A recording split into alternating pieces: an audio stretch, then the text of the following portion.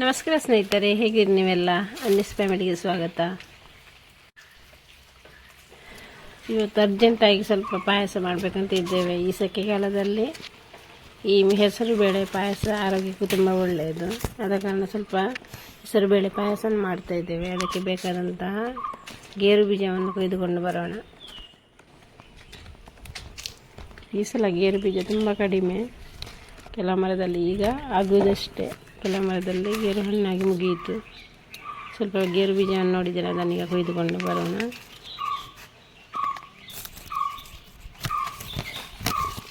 ಮೊದಲೆಲ್ಲ ಎಳತಾದ ಗೇರು ಬೀಜದ ಪಲ್ಯವನ್ನೆಲ್ಲ ಮಾಡ್ತಿದ್ರು, ತುಂಬ ರುಚಿಯಾಗ್ತಿತ್ತು. ಪಾಯಸಕ್ಕೆ ಕೂಡ ತುಂಬ ಟೇಸ್ಟಾಗಿರ್ತದೆ. ಸ್ವಲ್ಪ ಮಾತ್ರ ಗೇರು ಬೀಜ ಸಿಕ್ಕಿದೆ. ನಂತರ ಅದಕ್ಕೆ ಒಣಗಿದ ಗೇರು ಬೀಜವನ್ನು ಹಾಕ್ತಾ ಇದ್ದೇನೆ. ಮಾವಿನ ಮರದಲ್ಲಿ ತುಂಬ ಮಾವಿನಕಾಯಿಗಳಾಗಿವೆ. ಈಗ ಬೆಳೆಯಲಿಲ್ಲ, ಇನ್ನು ಸ್ವಲ್ಪ ಸಮಯದಲ್ಲಿ ಮಾವಿನ ಹಣ್ಣಾಗ್ಬೋದು. ಇದನ್ನು ಕೈಯೊಂದಿಗೆ ಸ್ವಲ್ಪ ಗೇರು ಬೀಜ ಇದೆ ಒಣಗಲಿಕ್ಕೆ ಹಾಕಿದ್ದು.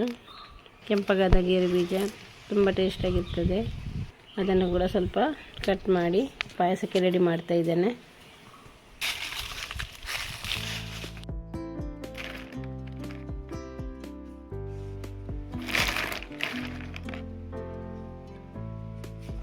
ಇದನ್ನೀಗ ಕಟ್ ಮಾಡಲಿಕ್ಕಿದೆ. ಇದು ಕಟ್ ಮಾಡೋ ಕತ್ತರಿ ಇರ್ತದೆ, ಅದೀಗ ಕಾಣೋದಿಲ್ಲ. ಅದಕ್ಕೆ ನಾನು ಕತ್ತಿಯಲ್ಲೇ ಕಟ್ ಮಾಡ್ತಾ ಇದ್ದೇನೆ. ಗೇರು ಬೀಜವನ್ನು ಈ ರೀತಿ ಕಟ್ ಮಾಡಿ ಅದರ ತಿರುಳನ್ನು ತೆಗೆದು ಪಾಯಸಕ್ಕೆ ಯೂಸ್ ಮಾಡೋದು. ಎಳತಾದ ಗೇರು ಬೀಜ ಕಟ್ ಮಾಡಲಿಕ್ಕೆ ಸುಲಭ ಇದೆ, ಆದರೆ ಒಣಗಿದ್ದ ಗೇರು ಬೀಜ ಕಟ್ ಮಾಡಲಿಕ್ಕೆ ತುಂಬ ಕಷ್ಟ ಇದೆ. ನನ್ನ ಕೈಗೆ ಸ್ವಲ್ಪ ಕತ್ತಿದಾಗಿದೆ, ಆದಾಗ ನಾನು ಸ್ವಲ್ಪ ಕಟ್ ಮಾಡಿ ಸಾಕು ಅಂತೇಳಿ ನಿಲ್ಲಿಸಿದೆ. ಈ ಎಳತಾದ ಗೇರು ಬೀಜವನ್ನು ಇದರ ಕ್ಲೀನ್ ಮಾಡಿ ಬಿಸಿ ನೀರು ಅಥವಾ ತಿಳಿ ನೀರಲ್ಲಿ, ಬಿಸಿಯಾದ ತಿಳಿ ನೀರಲ್ಲಿ ಹಾಕಿಟ್ರೆ ಅದರ ಎಣ್ಣೆ ಅಂಶ ಎಲ್ಲ ಹೋಗ್ತದೆ. ಇಷ್ಟು ಕ್ಲೀನ್ ಮಾಡಿ ಇಷ್ಟು ಸಿಕ್ಕಿದೆ. ಇದನ್ನೀಗ ಬಿಸಿ ನೀರಲ್ಲಿ ಹಾಕ್ತಾ ಇದ್ದೇನೆ. ಮೊದಲಿಗೆ ಹೆಸರು ಬೇಳೆಯನ್ನು ಸ್ವಲ್ಪ ಹುರಿದರೆ ತುಂಬ ಟೇಸ್ಟ್ ಆಗ್ತದೆ, ಒಳ್ಳೆ ಪರಿಮಳ ಕೂಡ ಇರ್ತದೆ. ಆದ ಕಾರಣ ನಾನು ಸ್ವಲ್ಪ ಕೆಂಪಗಾಗುವವರೆಗೆ ಫ್ರೈ ಮಾಡೋದು. ಫ್ರೈ ಮಾಡಿದರೆ ಬೇಗನೆ ಬೇಯುವುದು. ಅದೇ ರೀತಿ ಸಾಗುವನ್ನು, ಸಬ್ಬಕ್ಕಿಯನ್ನು ಇದೇ ರೀತಿ ಸ್ವಲ್ಪ ಫ್ರೈ ಮಾಡಿ ನಂತರ ತೊಳೆದುದನ್ನು ಪಾಯಸಕ್ಕೆ ರೆಡಿ ಮಾಡೋದು. ನಾನು ಅರ್ಜೆಂಟಿಗೆ ಪಾಯಸ ಮಾಡ್ತಾ ಇದ್ದೇನೆ. ಕುಕ್ಕರಲ್ಲಿ ಆದರೆ ಬೇಗನೆ ಬೇಯ್ತದೆ. ಸಬ್ಬಕ್ಕಿ ಮತ್ತು ಹೆಸರು ಬೇಳೆಯನ್ನು ಒಟ್ಟಿಗೆ ಕುಕ್ಕರಲ್ಲಿ ಬೇಯಿಸ್ತಾ ಇದ್ದೇನೆ. ಒಲೆಯಲ್ಲಾದರೆ ಹೆಚ್ಚು ಕಡಿಮೆ ಬೇಯಿಸಬೇಕಾಗ್ತದೆ, ಒಟ್ಟಿಗೆ ಬೇಯಿಸಲಿಕ್ಕೆ ಆಗೋದಿಲ್ಲ. ಕುಕ್ಕರಲ್ಲಿ ಆದ ಕಾರಣ ಎರಡನ್ನು ಒಟ್ಟಿಗೆ ಬೇಯಿಸ್ತಾ ಇದ್ದೇನೆ. ಕುಕ್ಕರಲ್ಲಿ 4 ಗ್ಲಾಸ್ನಷ್ಟು ನೀರಿಗೆ ಇದನ್ನು ಬೇಯಿಡ್ತಾ ಇದ್ದೇನೆ.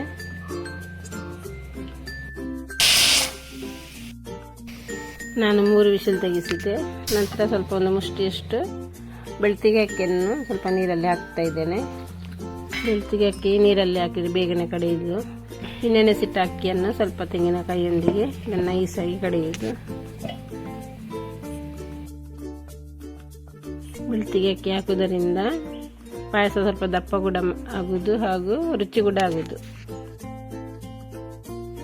ಅದಕ್ಕೆ ಸ್ವಲ್ಪ ನೀರನ್ನು ಹಾಕಿ ನೈಸಾಗಿ ಕಡೆಯುವುದು.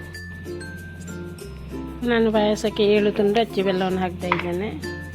ಇದನ್ನು ಮೊದಲೇ ಕಟ್ ಮಾಡಿ ಈ ಥರ ರೆಡಿ ಮಾಡಿ ಇಟ್ಟುಕೊಂಡಿದ್ದೇನೆ.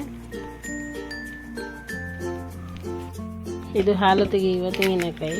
ಇದು ಈ ರೀತಿ ಕಟ್ಟಾಗಿದೆ. ಇದನ್ನು ಸಣ್ಣ ಸಣ್ಣ ಪೀಸ್ಗಳಾಗಿ ಗ್ರೈಂಡ್ ಮಾಡ್ತಾ ಇದ್ದೇನೆ. ಒಂದು ಸೈಡಲ್ಲಿ ಒಲೆಯಲ್ಲಿ ನಾನು ನೀರನ್ನು ಇಡ್ತಾ ಇದ್ದೇನೆ. ಅದರಲ್ಲಿ ಬೆಲ್ಲವನ್ನು ಕುದಿಸಲಿಕ್ಕಿದೆ. ಈ ತೆಂಗಿನಕಾಯಿಯಿಂದ ಈಗ ಹಾಲನ್ನು ತೆಗಿತಾ ಇದ್ದೇನೆ. 1ನೇ ಹಾಲು ಮತ್ತು 2ನೇ ಹಾಲು ಒಟ್ಟಿಗೆ ತೆಗಿತಾ ಇದ್ದೇನೆ ನಾನು. ಕುಕ್ಕರಲ್ಲಿ ಬೇಯಲಿಟ್ಟಂತಹ ಬೇಳೆ ಮತ್ತು ಸಬ್ಬಕ್ಕಿ ಕರೆಕ್ಟಾಗಿ ಬೆಂದಿದೆ. ಹೆಸರು ಬೇಳೆ ಈ ರೀತಿ ಬೆಂದರೆ ತುಂಬ ರುಚಿಯಾಗಿರ್ತದೆ. ಒಲೆಯಲ್ಲಿ ನೀರು ಕುದೀತಾ ಇದೆ. ಇದಕ್ಕೆ ತುರಿದಿಟ್ಟಂತಹ ಬೆಲ್ಲವನ್ನು ಇದಕ್ಕೆ ಸೇರಿಸ್ತಾ ಇದ್ದೇನೆ.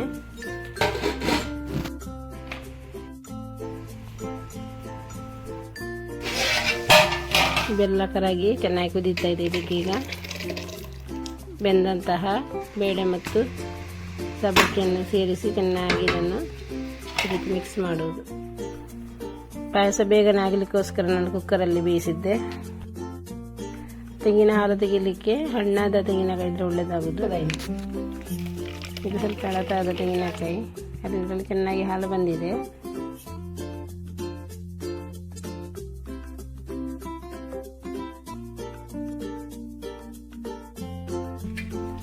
ನಾನು 1ನೇ ಹಾಲು 2ನೇ ಹಾಲು ಎರಡನ್ನು ಇದು ಪಾತ್ರೆ ಹಾಕಿದ್ದೇನೆ. ಇದು ಚೆನ್ನಾಗಿ ಕುದೀತಾ ಇದೆ. ಈಗ ಇದಕ್ಕೆ ಹಾಲನ್ನು ಸೇರಿಸ್ತಾ ಇದ್ದೇನೆ. ಅಕ್ಕಿ ಮತ್ತು ತೆಂಗಿನಕಾಯಿಯನ್ನು ಕಡೆದು ರೆಡಿ ಮಾಡಿಟ್ಟಿದ್ದೇವಲ್ಲ, ಅದನ್ನೀಗ ಸ್ವಲ್ಪ ನೀರು ಸೇರಿಸಿ ತೆಳು ಮಾಡಿ ಪಾಯಸಕ್ಕೆ ಸೇರಿಸ್ತಾ ಇದ್ದೇನೆ. ಅಕ್ಕಿಯನ್ನು ಕಡೆದು ಡೈರೆಕ್ಟಾಗಿ ಹಾಕಿದರೆ ಅದು ಹಿಟ್ಟಾಗಿ ಗಟ್ಟಿಯಾಗಿ ಗಂಟುಗಳಾಗಿ ಉಳಿತದೆ. ಆದ ಕಾರಣ ಈ ಹಿಟ್ಟನ್ನು ಸ್ವಲ್ಪ ತೆಳು ಮಾಡಿ ಸೇರಿಸುವುದು ಒಳ್ಳೆಯದು. ಹೆಸರು ಬೇಳೆ ಪಾಯಸ ಜಾಸ್ತಿ ದಪ್ಪ ಇದ್ರೆ ಒಳ್ಳೆಯದಾಗೋದಿಲ್ಲ. ಸಾಧಾರಣ ನಮಗೆ ಎಷ್ಟು ಬೇಕೋ ಅಷ್ಟು ದಪ್ಪವನ್ನು ರೆಡಿ ಮಾಡಿಡೋದು. ಗೇರು ಬೀಜಕ್ಕೆ ಬಿಸಿ ನೀರನ್ನು ಸೇರಿಸ್ತಾ ಇದ್ದೇನೆ. ಬಿಸಿ ನೀರು ಹಾಕಿದರೆ ಅದರಲ್ಲಿರೋ ಎಣ್ಣೆ ಅಂಶ ಎಲ್ಲ ಹೋಗುವುದು. ಇದರಿಂದ ಗೇರು ಬೀಜವನ್ನು ತೆಗೆದು ಪಾಯಸಕ್ಕೆ ಸೇರಿಸ್ತಾ ಇದ್ದೇನೆ.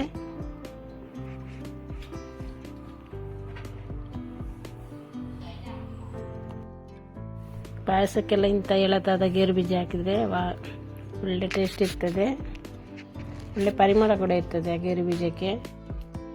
ಈ ಸಲ ಗೇರು ಬೀಜ ಸ್ವಲ್ಪ ಕಡಿಮೆ ಸಿಕ್ಕಿದೆ, ಆದ ಕಾರಣ ನಾನು ಇದಕ್ಕೆ ಕಳೆದ ವರ್ಷ ಕಟ್ ಮಾಡಿ ಇಟ್ಟುಕೊಂಡಂತಹ ಗೇರು ಬೀಜ ಗೋಡಂಬಿಯನ್ನು ನಾನು ಇದಕ್ಕೆ ಫ್ರೈ ಮಾಡಿ ಸೇರಿಸ್ತಾ ಇದ್ದೇನೆ.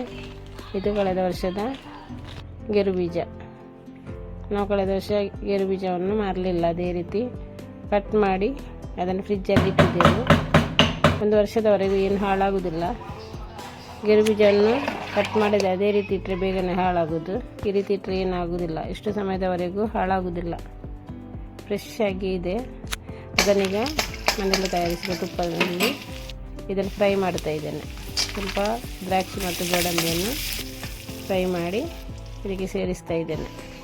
20ರಷ್ಟು ಏಲಕ್ಕಿಯನ್ನು ಕೂಡ ಪುಡಿ ಮಾಡಿ ಇದಕ್ಕೆ ಸೇರಿಸಿದ್ದೇನೆ.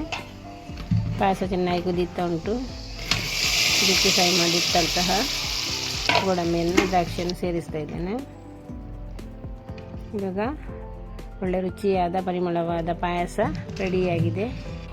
ಈ ಬೇಸಿಗೆ ಕಾಲದಲ್ಲಿ ಆರೋಗ್ಯಕ್ಕೂ ತುಂಬ ಒಳ್ಳೆಯದು. ಹೆಸರು ಬೇಳೆ, ಹೆಸರು ಕಾಳು, ಮೊಳಕೆ ಬರಿಸಿದ ಹೆಸರು ಕಾಳು ಇದನ್ನೆಲ್ಲ ಈ ಬೇಸಿಗೆ ಕಾಲದಲ್ಲಿ ತಿಂದರೆ ಆರೋಗ್ಯಕ್ಕೂ ತುಂಬ ಒಳ್ಳೆಯದು.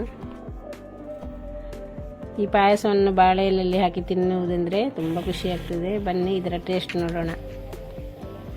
ಪಾಯಸ ತುಂಬ ರುಚಿಯಾಗಿದೆ. ನೀವು ಕೂಡ ಇದನ್ನೊಮ್ಮೆ ಮನೆಯಲ್ಲಿ ಟ್ರೈ ಮಾಡಿ ನೋಡಿ.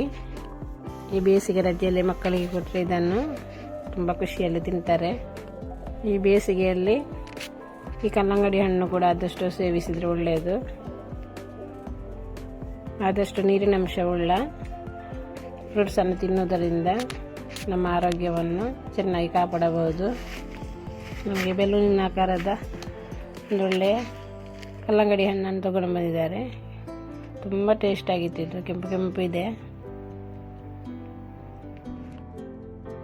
ಸ್ವಲ್ಪ ಉದ್ದವಾದ ಕಲ್ಲಂಗಡಿ ಹಣ್ಣನ್ನು ತರುವುದು ಒಳ್ಳೆಯದು. ಅದರಲ್ಲಿ ನೀರಿನಂಶ ಸ್ವಲ್ಪ ಜಾಸ್ತಿ ಇರುವುದು ತುಂಬ ರುಚಿಯಾಗಿರ್ತದೆ. ಈ ಬೇಸಿಗೆ ಕಾಲದಲ್ಲಿ ಇಂಥ ಕಲ್ಲಂಗಡಿ ಹಣ್ಣು ಅಥವಾ ಬೇರೆ ನೀರಿನಂಶವುಳ್ಳ ಆಹಾರವನ್ನು ಜಾಸ್ತಿ ಸೇವಿಸೋಣ. ಅರ್ಧ ಕಲ್ಲಂಗಡಿ ಹಣ್ಣು ಖಾಲಿ ಆಯಿತು. ಇನ್ನು ಉಳಿದ ಅರ್ಧವನ್ನು ಈ ರೀತಿ ಕವರ್ ಮಾಡಿಡ್ತಾ ಇದ್ದೇನೆ.